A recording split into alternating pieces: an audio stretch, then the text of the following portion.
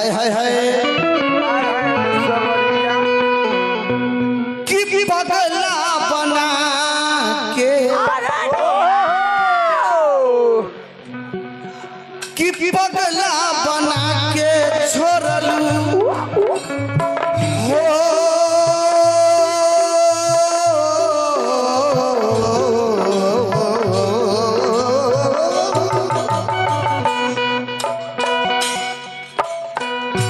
पगला बना के छोड़लू पगला बना के छोड़लू जिए के बहाना पगली जा ऊपर पड़ जा पगला बना के छोड़लू जिए के बहाना कि पागल समान हाथ भइली दीवाना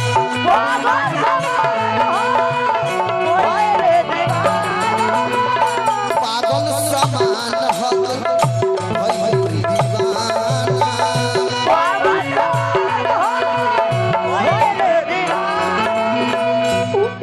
लड़कावा कहले कि जे बाहर में बाबा अरे वाह तू अगर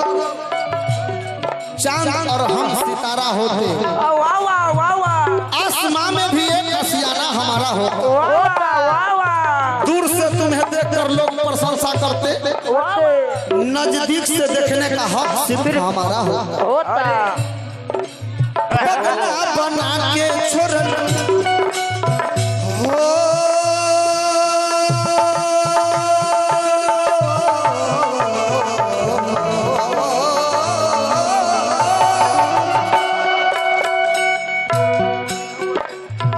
पगला बना के छोड़लू पगला बना के छोड़लू जिए के बहाना तब पागल समान हम भइली दीवाना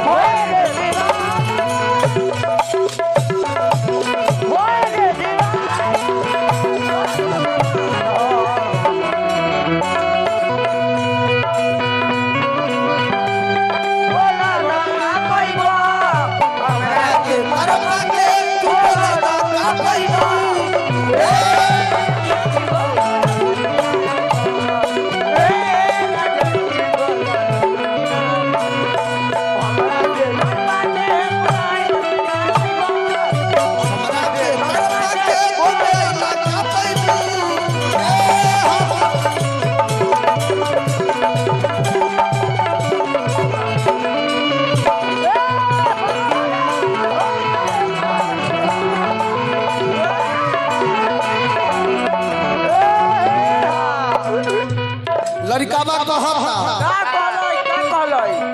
कि जहिया से चल गइलू जहिया से चल गइलू अरे छोड़ दीजिए बच्चा है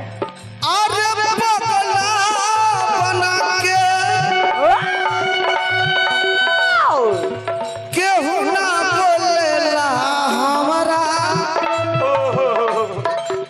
तनी सा मुस्का के छोड़ दे अभी बच्चा है साधु आपका जो ये गाल है कौन कहता है कि ये आपका गाल लाल है लाल है कौन कहता है टमाटर लाल है कौन कहता है जो टमाटर लाल है लाल तो आपका गाल है लाल है जरा पलट कर देखो जाने मन ई करियकवा के क्या हाल है कौन कहता है किसी पे नहीं जहिया से चल गइलू अरे पगला बना के अमित भैया जहिया से चल गइलू आहो पगला बना के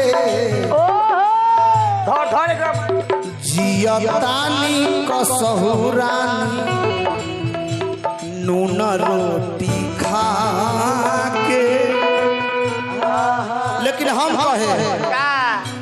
कि काहे खिसियाइल बारू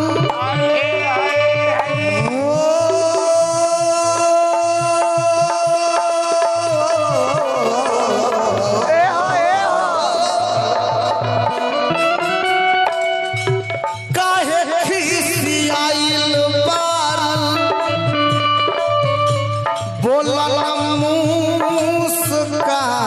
के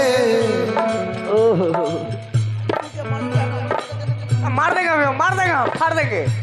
कहे खिसियाइल बारू मार के प्रणाम करो। बोल मुस्का